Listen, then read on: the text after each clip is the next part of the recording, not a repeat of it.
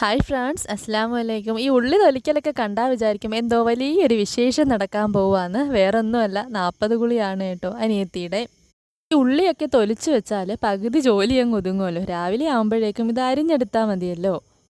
ബേബിയെ കുറച്ച് സമയം ഞങ്ങൾ അടുത്തിരുത്തി, പിന്നെ ആളുടെ കണ്ണെരിയുന്നു എന്ന് കണ്ടപ്പോൾ ഞങ്ങൾ അവിടുന്ന് മാറ്റി.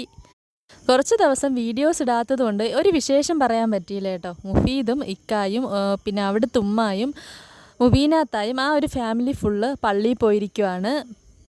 വീട്ടിൽ അവർ എത്തിയിട്ടുണ്ട്. പക്ഷെ മുഫീദിന് ഇങ്ങോട്ട് വരണമെന്ന് ഒരേ നിർബന്ധം. അങ്ങനെയൊക്കെ ഇങ്ങോട്ട് കൊണ്ടുവരുവാണ്. അത് കുട്ടികളുടെ അടുത്ത് പറഞ്ഞതിലുള്ള സന്തോഷമാണ് കേട്ടോ അവർക്ക് കാണിക്കുന്നത്. 2 ദിവസം മുഫീദ് ഇല്ലാഞ്ഞ് അവർക്ക് തലയില്ലാത്തൊരവസ്ഥ തന്നെയായിരുന്നു. അവൻ വന്നപ്പോഴുള്ള ആ ഒരു സന്തോഷം ഉണ്ടല്ലോ. പിന്നെ ഒരുപാട് കളിപ്പാട്ടങ്ങളൊക്കെ ആയിട്ടാണ് കേട്ടോ വന്നത്.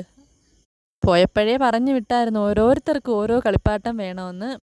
സഹറാക്കും മുസമ്മിലിനും താണ്ട ഈ ഒരു ഐറ്റമാണ് കൊണ്ടുവന്നത്. പിന്നെ കുഞ്ഞു ബേബിക്ക് കിലുക്കാൻ പെട്ടി, അവനിക്കാണെങ്കിൽ ഫ്രൂട്ട്സിൻ്റെ ഒരു സെറ്റാണ് കേട്ടോ. അതെല്ലാം കൊണ്ടുവന്ന് സെറ്റ് ചെയ്ത് കൊടുത്തിട്ട് ഇക്ക അങ്ങ് തിരിച്ചു പോയി. പിന്നെ നാളെയാണല്ലോ 40 കുളി. അപ്പോൾ രാവിലെ ഉമ്മായും കൂട്ടി വരാമെന്നും പറഞ്ഞിട്ടാണ് ഇക്ക പോയത്. പിന്നെ മുർഷിദാക്കൊരു മാലയും മേടിച്ചിട്ടുണ്ടായിരുന്നു കേട്ടോ. പിന്നെ ബേബിക്കുള്ള കളിപ്പാട്ടം എല്ലാം കൊണ്ട് ചെന്ന് കാണിച്ചു കൊടുത്തിട്ട് ആൾ ഫ്രഷായി കാപ്പിയൊക്കെ കുടിച്ചിട്ട് കളിക്കാനിരിക്കുവാണ് അടുത്തത്.